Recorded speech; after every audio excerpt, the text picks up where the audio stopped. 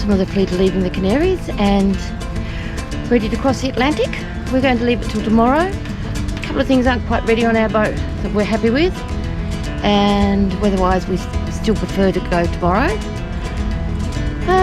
One's already gone, our neighbour's gone. I missed them on camera. They were all in their safety gear and ready to go. And Bill will be leaving soon, so I'll take some pictures of them going. Who's going out here now? There they go with their family. Aurora, they're going straight across.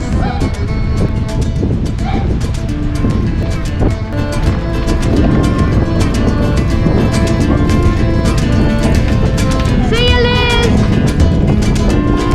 Bye!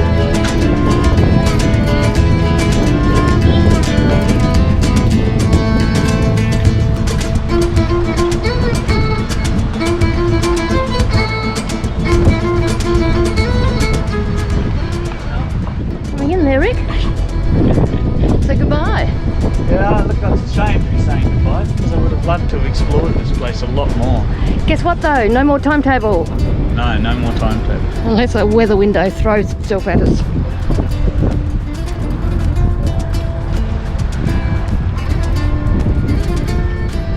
The other day, coming through Gibraltar, I was amazed, coming through Gibraltar Straits, I was amazed at the number of vessels around us. We're just leaving Gran Canaria, Canary Islands. I don't know whether you can see this. There's 123 boats, 123 ships within 32 nautical miles of us. There is 122 ships, 118 ships within 16 nautical miles of us, but only 15 ships within 8 nautical miles of us. So there's a massive concentration of ships in and around Gran Canaria.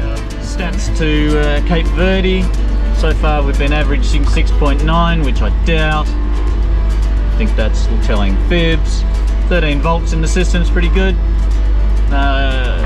North 28 degrees, we're going to take that down to 14 degrees over the next 5 to 6 days, so it's going to get a lot warmer. We'll be 800 nautical miles closer to the equator. Woohoo! This is night one of our to Cape Verde. This would have to be one of the most uncomfortable first nights out. Nothing alarming, just rock and roll. The boy, he absolutely hates these conditions, don't you, darling? Hey, boy. And he's still having a little bit of a tremble this at the moment. He's doing pretty good. So, cool night one, a non-eventful rock and roll concert. See you at sunup.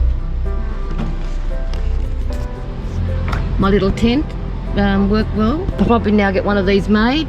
These have worked really well to keep the winds in, and it did rain last night, so it helped with that. So we've been designing gradually over the last couple of big sails at night. We've been designing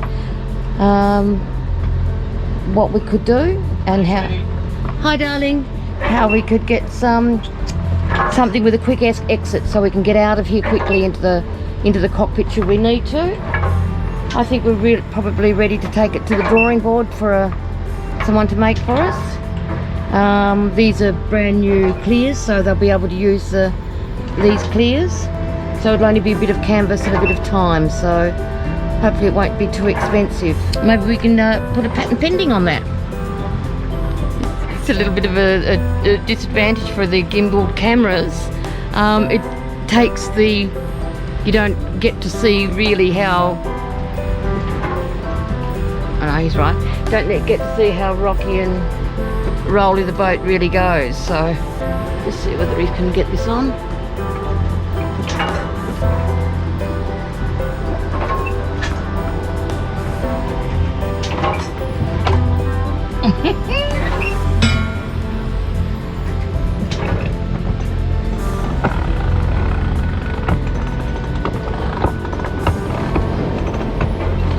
Rick's tightening the running back stay so that we can put the sail out. Stop this other squeaking. And now we see these are all the tidy ups from last night. I mean, they were easy to do, and we could have gone out and decked last night, but to do this, or not so much on deck, but out into the cockpit. But we tried to keep minimal movement during the evening to say, you know, to minimise the risks. Now we'll put the spinnaker pole on it. Now the fore guy, you know what that is? That's this one here. The black at the fleck. Yep. Well, we've got new ropes. So we've got new ones of these. So we're just making sure we know which ones are what. This is a new one for us anyway, because we didn't have a spinnaker pole before. We need to ease the staysail sheet. Staysail sheet. Okay. Pull on the fore guy.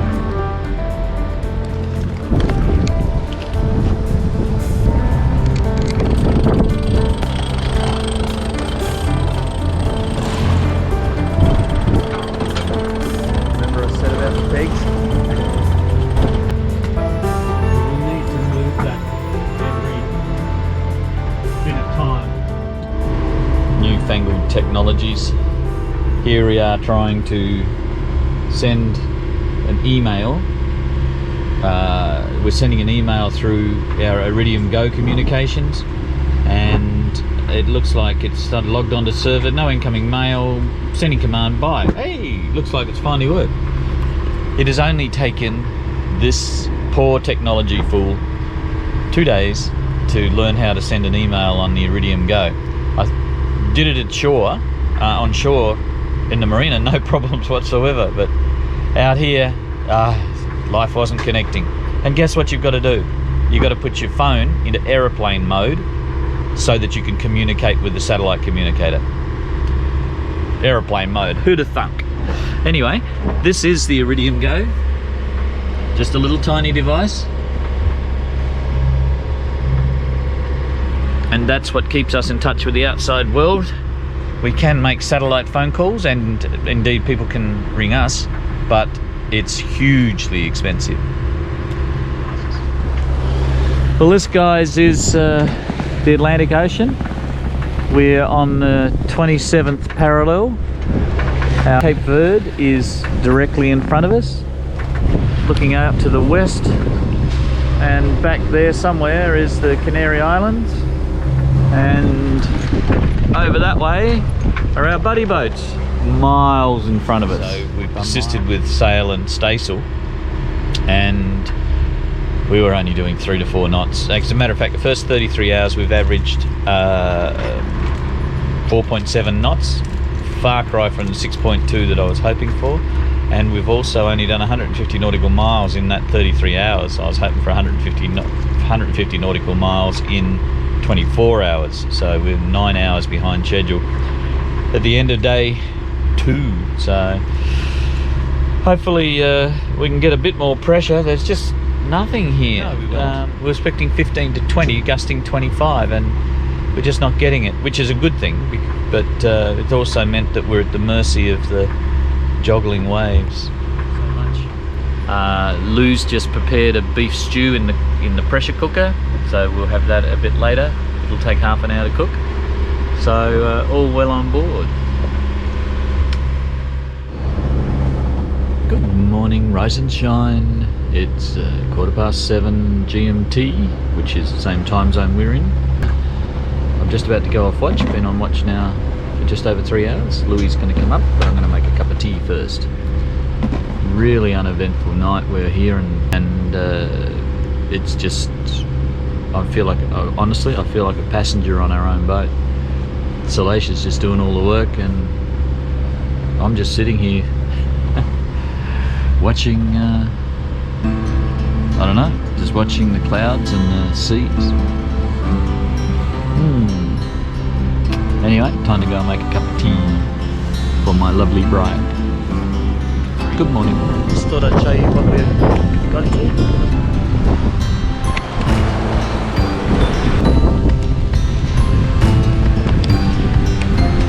So this is the view out the back of the boat.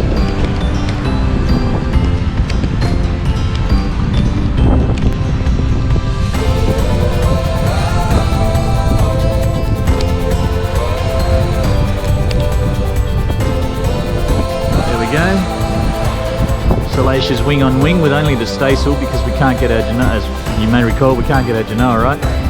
And if you look, we've got one reef in the main at the moment. So one reef is halfway up to the top, second reef is to the second set of spreaders, third reef is halfway, fourth reef is to the first set of spreaders. And we've got the little baby staysail out, and we're pulling along at about 6 knots. Generally speaking, 6 knots, and we're surfing down waves. Here's one to surf at. What did we get to that one? 849. There you go, 8.5 knots.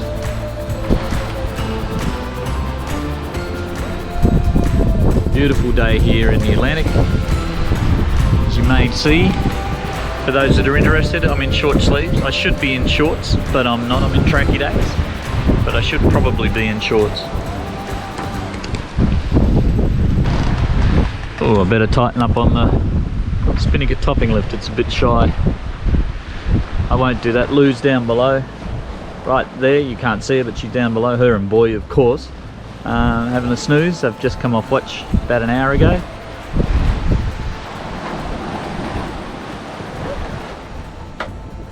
Tell the folks what time it is. What time is it? It's backgammon time, isn't it? Pillow time, Mum. Hey, come on down. Come on down. Woo. Which pillow am I going to take Oh, tonight? it's a bit high for me, that pillow. Here, come on, Boy. Might take the bat. Come on, you be on my side tonight. Most nights, Boy comes and sits on a pillow while we play backgammon. But we have a news flash. News flash, news flash. Who won Spain, Rick? I take it I won 3-0 last night. Yes. But I did lose Spain. Spain was really close. Who won by 4 games? Rick, oh yeah, I won. Rick, or would we say Rick lost by 4 games? Yes. And for those who have just maybe joined us and wondering what we're all on about, Rick and I have been playing backgammon 3 games a night most nights, and since travelling around Australia, now we're sailing across around the world as best we can during COVID, and still playing it. And I'll give you a summary of who's won what country, and we also have one ongoing tally for underway, and that won't be decided till we're back in Australia. So that's what it's all about, and I'll leave a tally. We got new sails in Almerimar, and the bolt rope which feeds up the track to hold it in place on the forestay was 1 millimetre too big. So we had to get that changed when we were in the Canary Islands in Gran Canaria, and it runs up and down the track beautifully.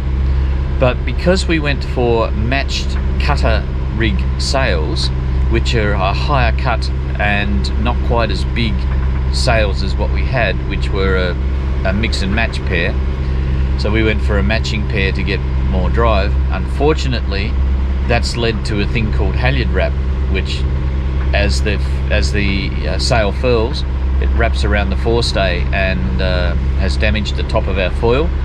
What is the problem though is that I've now got to get the angle of the halyard, which is the rope that holds the sail up, in line with the forestay, and it's got to be a variance of 7 to 10 degrees, so not a lot of tolerance. And in the strong winds we had in Gran Canaria, we just could not get the sail hoisted. We have to hoist it up, down, up, down, up, down to get the right length for the strops, and we just couldn't do it. So unfortunately we're not able to use our new genoa on this leg of the trip down to Cape Verde, which means that we're only under staysail alone, which is not a big enough drive, not a big enough engine for us, if you like, for these conditions. So we're paying for that. It's just boat life though, it's just boat life. Hey boy, see this? See this here? See it? See it? Whoa, we're halfway there. Whoa, to Cape Verde. Na na na na na na na na na. Oh, we're halfway there. And doing 5 knots. It wasn't 5 knots. Dumb. Anything on a passage. I'm just going to share the sounds of what we hear when we're sitting at the helm. Well, not the helm, just keeping watch. So I'm just going to give you 10 seconds of what it's like at night time, just sitting on watch by yourself or with the dog, just down here somewhere. There he is. Okay, so I'll just turn the light off. Okay, so I'll just be quiet for 10 seconds and you have a listen to it all.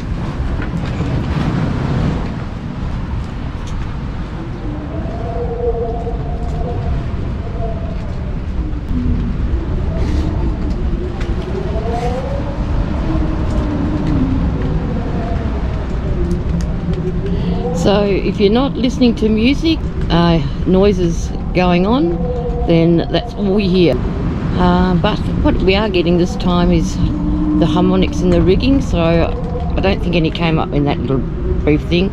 That's always nice. It keeps you on your toes. It sounds like a truck's honking its horn to get out of their way. You think, well, I'm in the middle of the sea, why is a truck honking its horn? Anyway. Whoa! Whoa! That was a wet one. Okay, I'm signing off. Oh, well, I've just come up. We've just had an awful swell against the winds. We've had just a little pocket handkerchief out and still going 9s and 8s.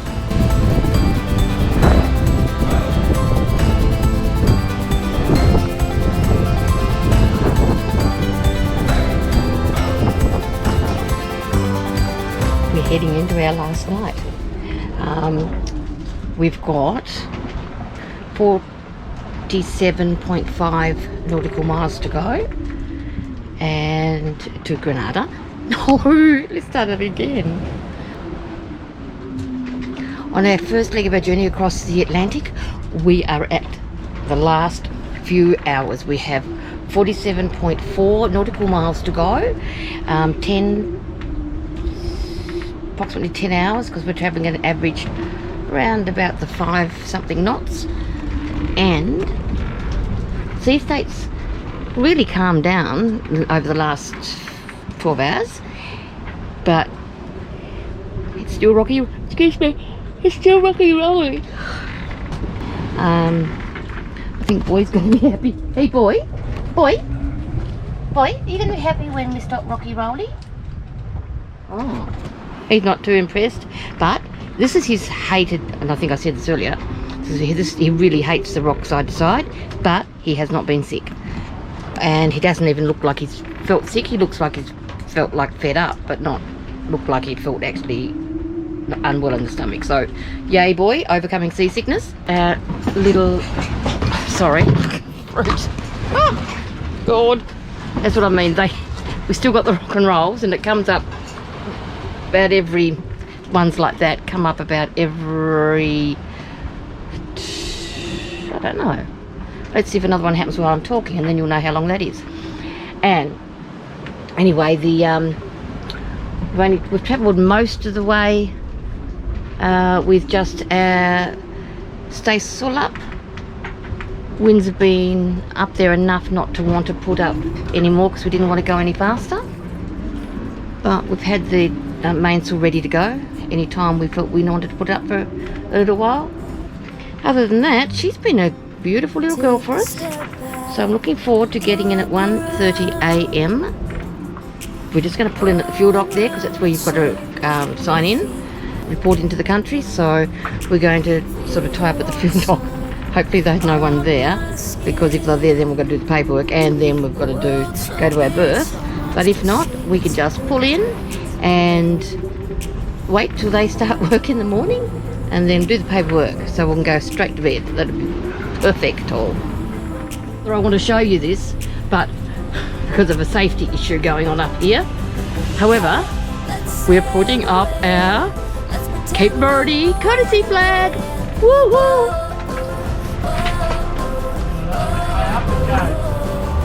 Oh. Well, we don't have a picture, so you just got to guess. I'd say the short bit's at the top.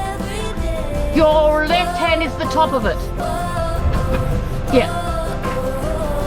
Okay? Can you do me a favour? Yeah. Jump onto your computer. Yeah. Open it up at that page Yeah. that I was just reading. Yeah. Should have a copy of their flag. Okay, I'll do that. Just hang there. And up goes the flag.